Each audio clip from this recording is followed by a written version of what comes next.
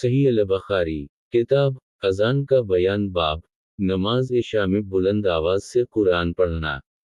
حدیث نمبر 766 ترجمہ ابو النعمان متمر سلیمان بکر ابو رفع روایت کرتے ہیں کہ میں نے ایک مرتبہ ابو ہریرہ رضی اللہ عنہ کے ساتھ عشاء کی نماز پڑھی تو انہوں نے ازالسمہ انشقت پڑھی اور سجدہ کیا۔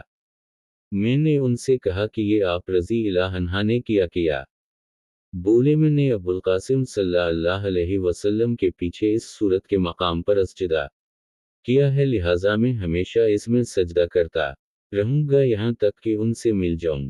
صحیح البخاری کتاب اذان کا بیان باب نماز عشاء میں بلند آواز سے قرآن پڑھنا۔